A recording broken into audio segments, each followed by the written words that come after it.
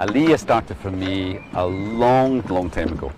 I read when I was in my teens, I think, a novella, a long short story by Stevenson called Aliyyah, which always fascinated me. I'm a huge Stevenson fan. And it's about a soldier back in the 19th century who gets stuck behind enemy lines, and he's in this odd family. And it seemed to me to raise a whole number of questions, which interestingly Stevenson himself decides not to answer. So the story's always stuck with me, and I've always liked it. And it's got to do, I think, with how we interpret the world around about us, and particularly between those who believe in something beyond the immediate and those who don't. And for now, in the age of Dawkins, in the age of, it seems to me, the great kind of dividing line now philosophically for a whole number of people, for a lot of people in the world, is believing and not believing. As believers become ever more militant, it seems to me, and non-believers become ever more militant. I've always been fascinated with that idea. So that idea underlies the book, but the book itself and the story and where it came from, apart from that kind of original inspiration by Stevenson, it was one of those books that, in the writing of it, it kind of surprised me as it went along. I mean, that things kind of happened that I hadn't quite planned, and characters kind of came out of nowhere. I really enjoyed writing it because it felt to me as if it was not planned. It felt to me these characters kind of just presented themselves. And had these conversations and these inquiries, which I found really interesting to follow. So the book itself to me is a slight mystery. It's quite odd that something I've written myself feels slightly mysterious to me. I've also always loved fairy tales, and I've always loved Arabian Nights, 1001 Nights. And so I kind of did purposefully try and give it a kind of an Arabian Nights fairy tale feel. And that again took me down an avenue in a way that I haven't written before. So it was an interesting process writing Aliyyah.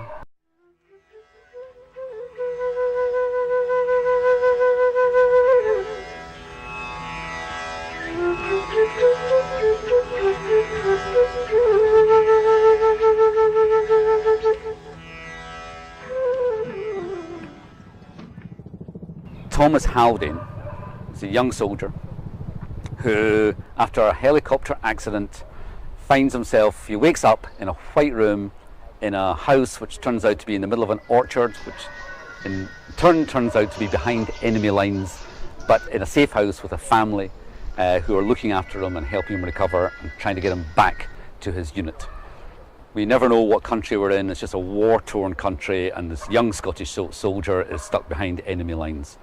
And the family, it turns out, are quite extraordinary, and they've lived in this remote place for years by themselves with all kinds of myths about their own family. But he thinks there are only two people in this house. He thinks there's only the lady of the house and an old priest, an old religious man, an intellectual. But there is somebody else. He realizes not long after being there is somebody else, somebody they're keeping a secret about, who they don't want him to meet. I'd wanted to write something about belief and non-belief. What I didn't want to do was to make it too specific to any one religion. So I never name the country, and I never name what religion it is. I think there are clues in there where it probably is.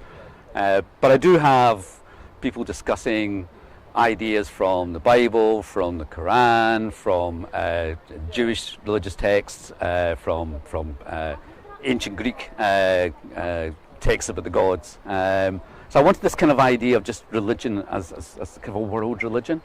And somebody, this young man, Thomas, who lives up to his name, who just doubts it all. So yeah, I wanted to create this kind of nowhere world, this place that he ends up in, where he himself never really understands. The young soldier never really understands where he is. So yes, I like that idea. I like books like that. I like books which are not wholly realistic. Once I'd more or less finished the book, it reminded me of books I loved. It reminded me of Stevenson, and it reminded me of 1001 Nights. And all the versions of those books that I had as a child, or as a young man, as a teenager, had illustrations. I thought, this should have illustrations. And I could see it. I often thought it was a very visual book. I could always see the place I was writing about and the people I was writing about. So I went to the publisher and said, how about the Vagabond Voices? I think there should be illustrations here. And we tried out a couple of people, artists, who do illustrations. And they weren't quite right. And then Mark Meakin is the cover designer for Vagabond Voices. And every cover that Mark has ever done is a piece of genius. Now, I didn't know if Mark would be interested in doing illustrations. But we went to Mark and said, would you be interested in doing some illustrations for this book? Mark read it and said, yes, he would. And they were phenomenal. They were just absolutely phenomenal. We had a great conversation, Mark and I, about exactly what this book was and the atmosphere of it. So that was a great, it's a great conversation about what this book is. And then it ended up me actually then going back to the beginning again and just re-looking at some of the writing, because Mark's work had given it an extra dimension which wasn't there before. So it's lovely. It's one of the first times I've written drama before, which is very collaborative. This is a book which is collaborative, and that was a lovely experience, and Mark's artwork is to die for.